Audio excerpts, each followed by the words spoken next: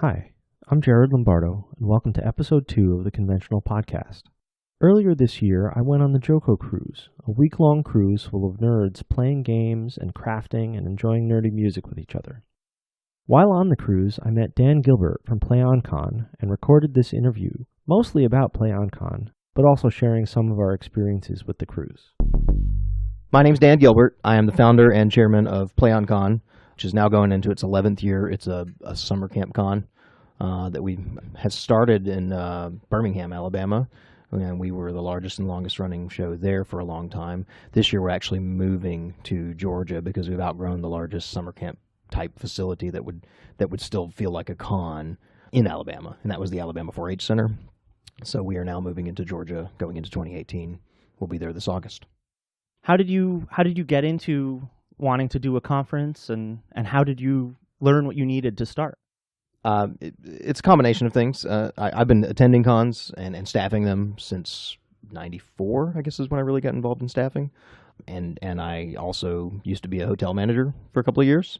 So I have done probably every different staff role in the con world and most roles in the hotel world, to the point where it felt like I could sit down with a venue and understand their point of view and work with them and make something very successful for both sides. I also am a big party host, room parties and stuff like that from back in the day. And so it just felt like I want to throw a really big party. And so, I felt like I had what I need to make this happen, and I wanted to create something. I wanted to put something together that was the way I like it. And I basically want to run a con that I wish somebody else would run and let me were going for.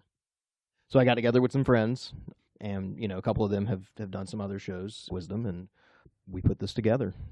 But the goal of this one, as opposed to other cons, was to kind of scale things back a bit, take things back to their roots, and kind of get back to what I feel like cons are really at their core all about.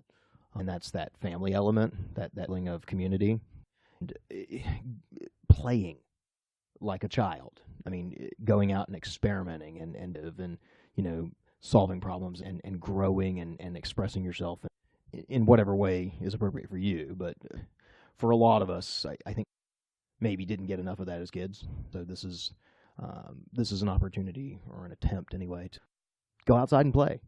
And so that's why there's a summer camp feel to it. It's always been an out event.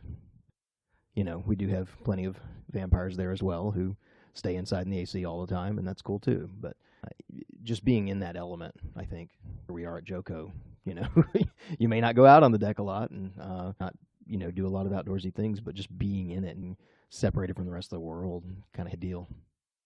Yeah, being able to get out of your day life is an important part of conferences to me too. Like all the different things, even like work related conferences, it's not the real world anymore, and being able to provide that feeling for other people is really valuable, I find too. Yeah.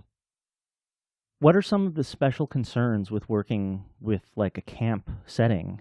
You've a lot of resources when you're at a convention center or at a big hotel in a city. What are some of the special concerns you have at a camp? Well, the biggest one is that you generally have a limited amount of lodging, and that's it. And so your show will be about that big. You're out in the middle of nowhere. It's hard to get day passers and stuff like that. It's kind of a commitment. You're in, and you're doing it, much like the cruise here, where you are jumping in, and you're going to get a room for the whole weekend, and however many people that is, that's what you've got. It's a little harder to get staff and stuff like that, particularly with our show. I mean, everybody wants to hard time with that because it is a lot of fun. Well, so staff retention has been a problem that a lot of shows and a lot of organizers I've talked with over the years. What are some of the things you've been doing to try to entice people and make people stay? Well, I mean, if people don't want to stay, we don't really want to make them stay. I hope that we are inspiring enough that people want to help make it do.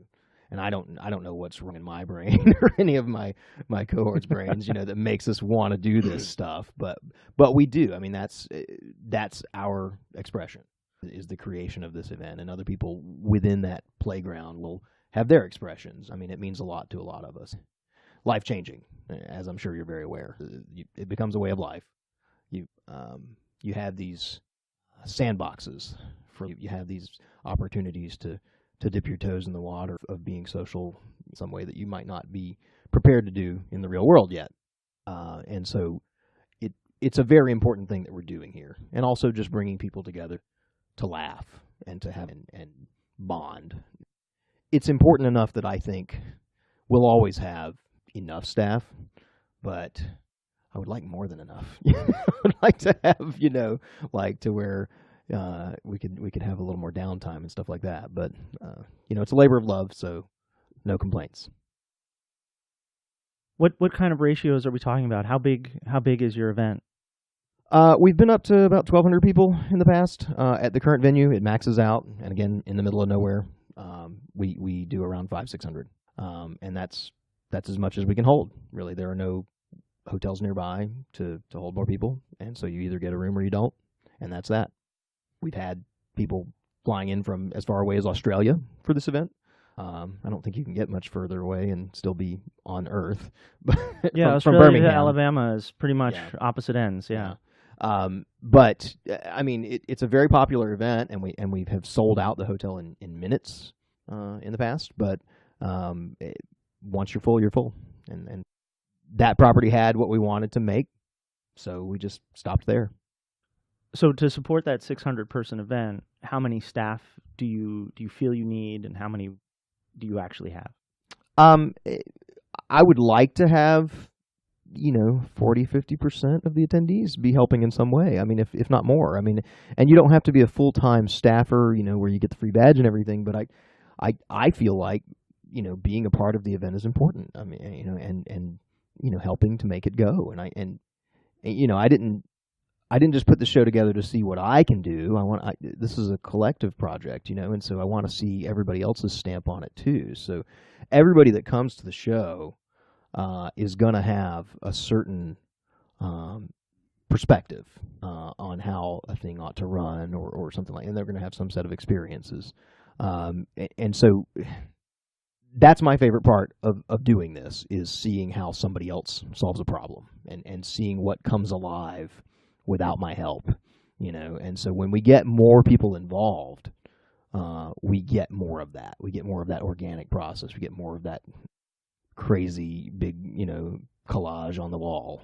Everybody helps to make together. That reminds me of a thing.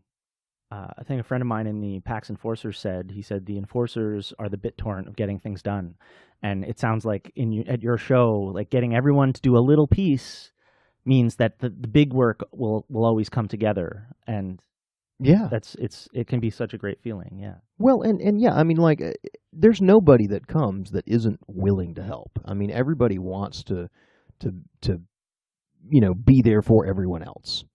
And you may start out, a little shy when you first come or whatever, but it doesn't take very long at all before you're out there, helping somebody grab their luggage when they show up, or you're, helping them find their room or whatever. I mean, and this is not something that we need to sign you up for. You're just doing it. And so we do have official staff roles, like we have a giant game library where we have to have librarians there to, recommend games and check them out and check them in and stuff like that. We've got, concerts with all kinds of sound staff and stuff like that. I mean, tons of, official positions, but in addition to that, sometimes I might be carrying stuff over for the con suite and some random person just shows up and helps me. And that stuff is, to my mind, that's what it's really about. It's about everybody getting involved in the event and being a part of it in one way or another. So you mentioned, people being shy at the beginning. Do you have events specifically to draw people out, or is it just the atmosphere does it on its own? Oh yeah, no, we gamify the whole show. And so we have like, they're not, it's not electronic, but we have the equivalent of video game achievements at the show. So there are various quests that you have to go on, and those are basically just ways to break the ice with other people and grease the wheels of the social engine that we're trying to build every year. But you'll have stuff like go to this place and talk to this person, or go collect this thing from this other person, and you get little achievements, and they fill up on a little sticker that goes on the back of your badge, or sticker card that goes on the back badge, and you get rewards at the end of that when you fill a track up. So we've got a gaming track and a programming track and a party track and outdoor track. And so, if you participate heavily in any one of those tracks, you'll get, fabulous prizes. And you feel like a lot of people are completionists and they want to fill the whole card. And so you'll have one or two of those every year that I don't know how they do it. They must not sleep, but we don't make it easy. But if they fill up the card, they get all the achievements and then the big fabulous prizes. We also have a fake currency. It's like Monopoly money, but it's for the convention. The convention is Play On Con. We abbreviate it POC a lot of times, and the money is pockmarks. Pockmarks. Yes. So you receive those for winning contests more so, but various things like if you attend a show, you might get 5 pockmarks just for being in the audience. If you volunteer to participate in the show, if you go up and sing karaoke, for example, or then you'll get a little more. And so we try to grease the wheels as much as possible. But honestly, after you just put that little bit of primer in there, people do it. That's what they're here for. That sounds wonderful. Like the combination of being away from things, like really away, with a whole bunch of excited gamers all being friends and doing activities together sounds awesome. But with that community you've built, you've been in Alabama the whole time, right? So now you're moving to Georgia. Is that going to be a problem for you with such a drastic venue change? It might, and I won't lie. I mean, we're a little bit worried about it. We did not want to leave Alabama. We love Birmingham in particular. It's this awesome little town that I used to live in, where it's just big enough to have most anything you would want, but there's only one of a given thing. So, if you particularly like going to the video gaming bar, there's one in town, and you will know everyone else in town that likes that thing. You will know all of them, and you will have to get along with them. And that's a big deal. You can't just go to the one on the other side of town and avoid looking at those people. So there's a lot more of a community building element there. And yes, moving away from that makes us all very sad, but we have outgrown it. And if we want to make, the next level of this thing that we're letting become what it will become, we had to make a hard decision. So we hope everybody follows us. I mean, goodness, we've got people that are willing to come from Australia. I hope that people would be willing to come from Alabama. It's not that far to get over to Georgia. And we've had people from Georgia coming over to Alabama for years and years. So maybe we can do it the other way around now. But we'll certainly lose some of the locals that, particularly staffers that can't afford to travel, somewhere other than their home. Hopefully we'll get some other people and it'll become a new thing. This is the next level. I'm really excited about it. We've got some new stuff we're going to do at the new property. I think it'll be worth it. It'll be what we want to make. Regarding losing staff in Alabama, now you need some new staff, and local staff is almost always particularly valuable because sometimes you need local knowledge to be a guide to your attendees. What outreach have you been doing in Georgia to try to get some staff near to your new venue? Well, a lot of our existing staff comes from Georgia now, from the Atlanta area, and so they out on their own with which is essentially my extended network of friends. I mean, this whole thing is just an extended network of friends, really. But we just kind of have to go to different events and promote and hope that people will pick up on the vibe and like it and want to be a part of it. And if the vision isn't strong enough to pull that, then we fail. We do something else. But I feel strongly about let's try. Let's get out there and let's try to make the thing we want to make and not live in fear. If we wanted to make this thing, then let's go out there and let's try it. And this one's crazy, by the way. I mean, this new property has no standard hotel rooms. It's mostly bunkhouses, and that's going to be a dramatic change for people. But we're gonna kick up the summer camp thing a lot more. We're gonna do color wars this year, where every team has its own cabin color. Every cabin has its own team color. And you come out there and you have your field day and you compete with everybody. A lot of different, kind of Double Dare style or Wild and Crazy Kids if you're a little older, a little younger. That kind of thing. Take the pie in the face for your team's color or whatever, and go outside and play. I mean, that's what it's about. It's about being a kid again to some extent. Yeah, that's great. Being able to flex the networks and encourage my family is involved, and I want all of their families to be involved is kind of like made family, not necessarily blood relatives. That it sounds like a good way to increase your staff and grow your attendance.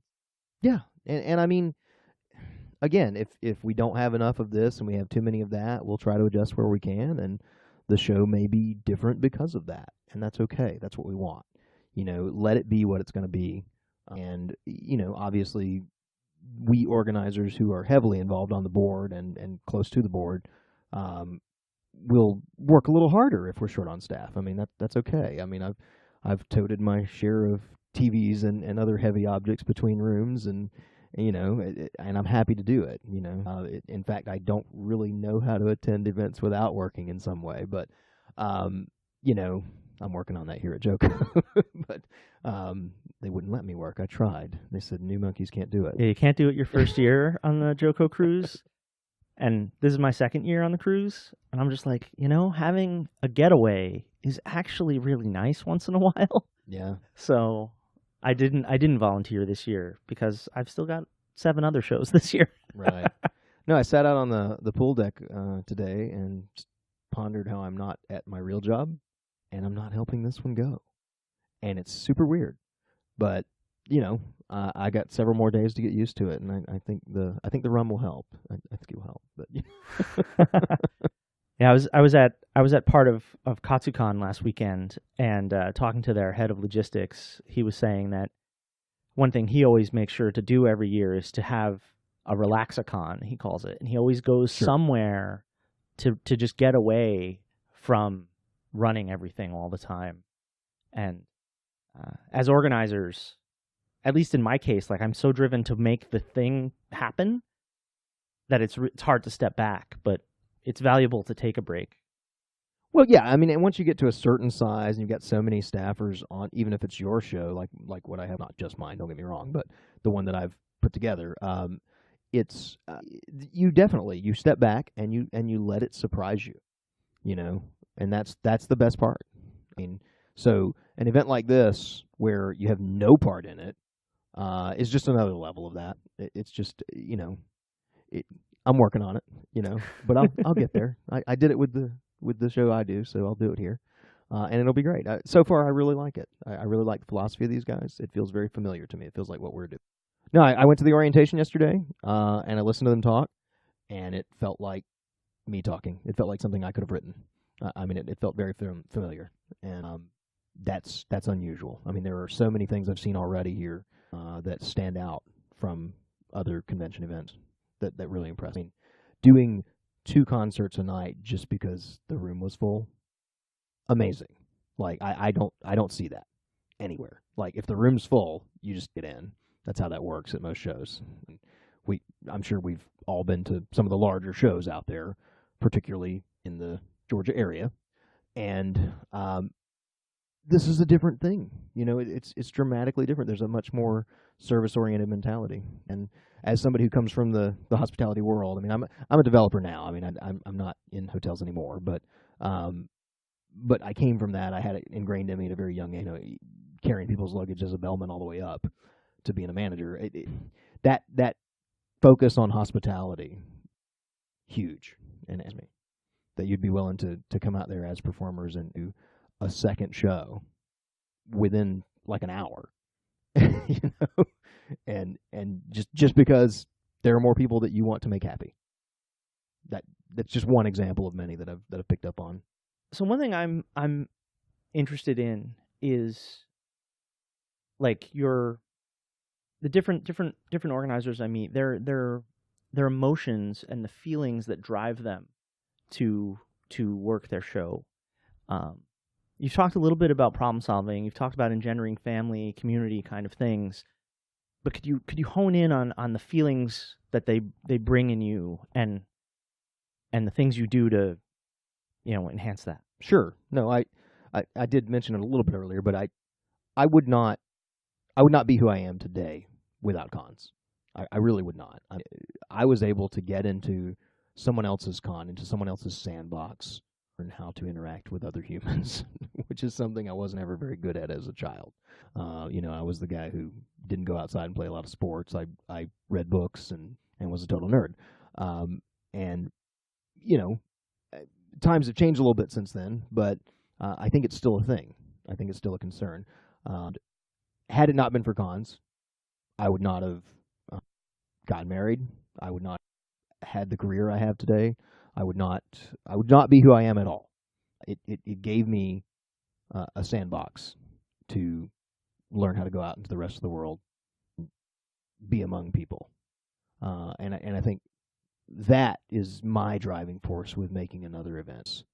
I want to create that for other people. Not to say that extroverts aren't welcome. I mean, don't get me wrong, we love them, and they're a huge part of making the show work and everything. But me personally, I was an introvert.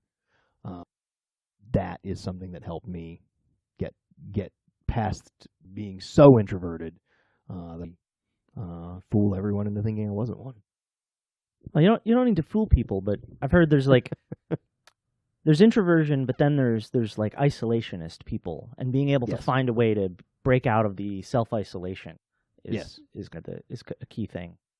Cool. That's really it's good to hear that there's ways to move through and hear a good story.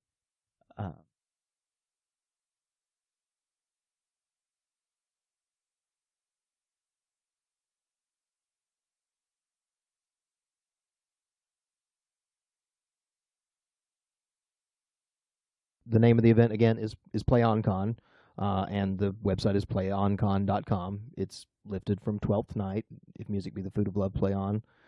It's a reference to overindulgence and bittersweet feeling that you have. And of course, you're familiar with the play. You know that Orsino is kind of a tragic figure. But I think what we're saying with this event is we all are that sometimes, And so you go and you do the overindulgence and you come out the other side at the end of the weekend, at the end of the event, and then you go back into the real world,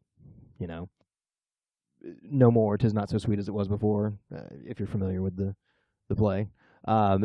It's kind of dialing into that. So it's Play On Con, and, play games, play music, go outside and play with others, play well with others, and do way more of it than you normally would, get filled up for some time, and then take that back with you into the real world. So that's the event, and we kind of broke it down into the 4 pillars, which nonstop gaming, interactive shows, epic parties, and community. And so we do have one of the largest gaming libraries in the Southeast, and we run it 24 hours a day. So that's the nonstop gaming. Interactive shows, we tend to avoid so many panels. I mean, we do have some, but we generally like to have events where the audience can come and participate in some way, more in the spirit of karaoke or something like that. So we've got a few signature events there that are really cool. I mean, the one I might mention here would be Malevolent Karaoke, which is basically where you and someone else that you know and love well become enemies in a very short period of time. No, you sign up as a team, and you challenge each other to sing songs that the other person hates. And so only you, who knows this person well, can pick that song that's just the worst one. And so there are judges that decide, whether that actually was genuinely malevolent. And there are judges, and so you're scored based on how malevolent was that, and how well did you do it anyway, even though we know you hate it, or we know it was really hard for you to do. So kind of push through that. So that's one of our neat little signature events that we're together there. Parties, room parties, epic parties. I mean, ridiculous. Disappearing furniture. Yeah, I'm sure you're pretty familiar with these kinds of things. But theming a room to, the entire room looks like the holodeck from Starship Enterprise, or whatever. There are different ones every year, and there are many, and you get everybody super excited about costuming up, and those tend to be a big part of our event. The pool is huge. We have all-night pool parties. After a certain hour, it becomes 21 and up, and it becomes effectively another room party. It's just outside. And in the middle of nowhere where we are, you can have a great time looking up at the stars and among friends with lots of pool noodles and other weapons with which to thrash one another. It's a lot of fun. I mean, it's just you go and you let your hair down and you decompress and comfortable being around other people that are like you. So that's I guess you'd call it the elevator pitch. My favorite moment from running PlayOnCon for 11 years now. We had this stupid idea as to try to get more people at the con to be aware of the contest every year. And we said, well, we're spread out into various different rooms, and we need to find a way to get those folks to come into the costume contest so that they're in the game room or they're in the so and so, whatever, and they never see this awesome stuff, and we really feel like they would enjoy it. And so we said, well, we're not going to get them to come there. So what if we bring the costume people to them? We said, okay, well, what if we do a parade? What if we do a marching band parade? And it was a stupid comment that I threw out to my programming director at the time. And he was like, haha, very funny. The last I heard of it. Then the show rolls around. I'm in my room, taking a shower. And through my hallway, I hear a marching band coming down the freaking hall. And so I throw a towel on, and I open the door, and here's this marching band just parading past my hotel room door. And going down and just engaging everyone along the way into every event space that we have. And they all just walk right by me like, hey, and I got to see all of the costumes. And so it's one of those things where you just have this surreal moment of I'm standing here in a towel. and here's this stupid idea that I threw out there like 7 months ago and forgot all about. And it's alive. It just happened, So to me, that was one of those moments where I was like, that is why we're doing this, where you just have that moment. Yeah, I mean, just like brass and drums and everything. I mean, it was crazy. Yeah, that is crazy. But it's also great to see an offhanded comment, but then someone on the staff is like, no, that's actually a good idea. Let's make this happen. And then they go make it happen on their own. And like the organic nature of a staff coming together is like evidenced by that event. And that's another good feeling as an organizer. It speaks to what we're trying to do with the show so much. And I know that I've already said this a million times, but it's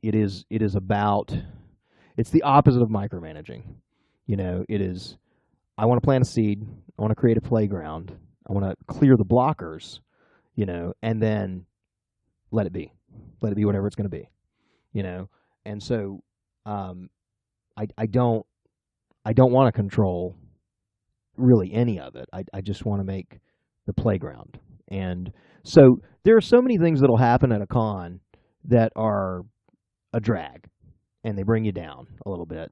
And so I try to steal from like Disney and other really successful hospitality companies out there this notion that the fewer of those that are in your event, the more everyone will just be happy.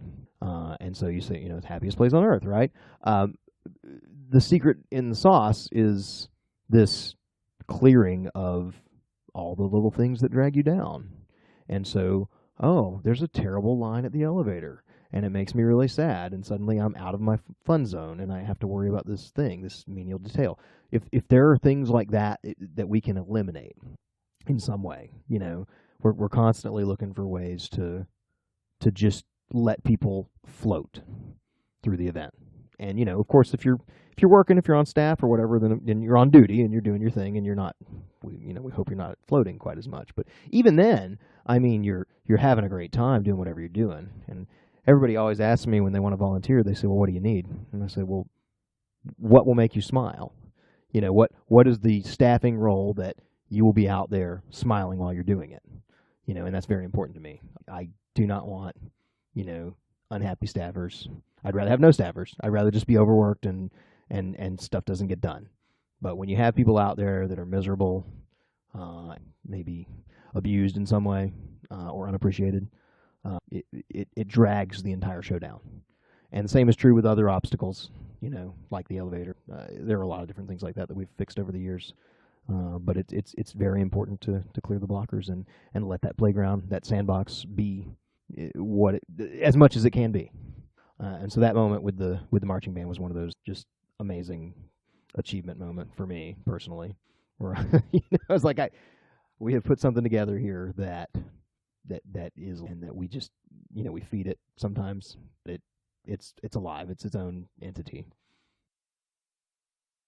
So, specifically with the elevator, that's a problem at lots of shows. What did you do to get rid of elevator lines? We're at a summer camp. We have no elevators. Well, okay. Yeah, that'll do it, I guess. It did. So prior to that, we had rewards for taking the stairs. Okay. Gamify the stairs. Right. Yeah, absolutely. We hid prizes in there to where if you took the stairs, even if we didn't tell you that you should, you would find cool stuff that you would have, like the fake money that I told you about, the currency of the con. You could find some in there, some different things like that, and then people would post about that online. Oh my God, I found a pile of pockmarks in the stairwell, and everybody else would go looking for them.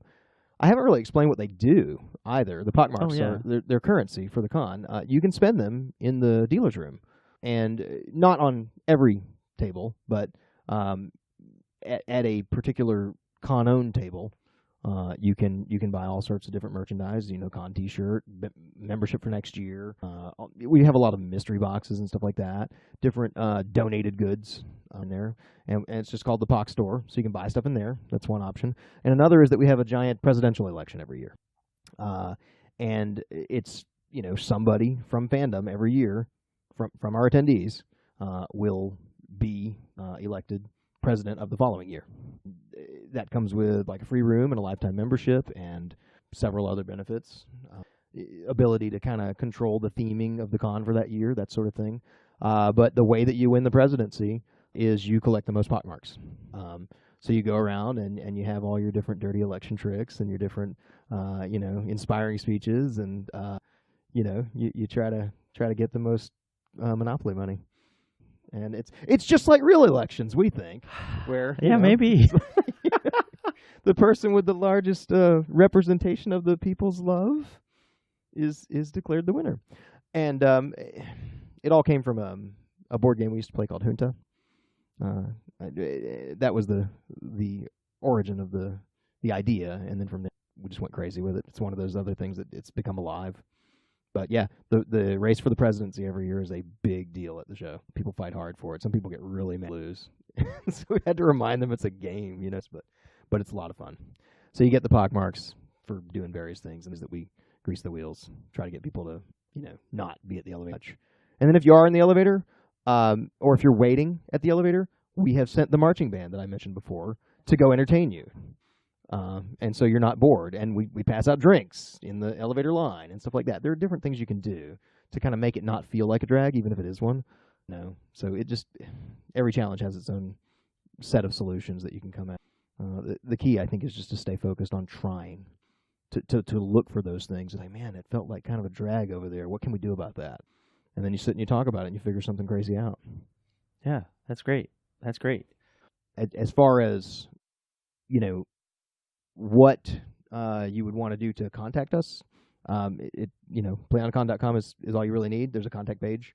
I'm Dan at playoncon.com, and you can absolutely write me as needed to get any questions answered. If you want to come out to the show, anything we can do to help. What are your dates this year? August 9 through 12. August 9 through 12. Yep. That sounds awesome. Like, super great. Thanks for being on the show, Dan. Thanks for having me. Show notes and a feedback form are available at conventionalpodcast.com, and you can reach out to me on Twitter at conventionalpod or by email at conventionalpodcast@gmail.com. Please let me know if you have any comments about the show or suggestions for guests. Thanks for listening.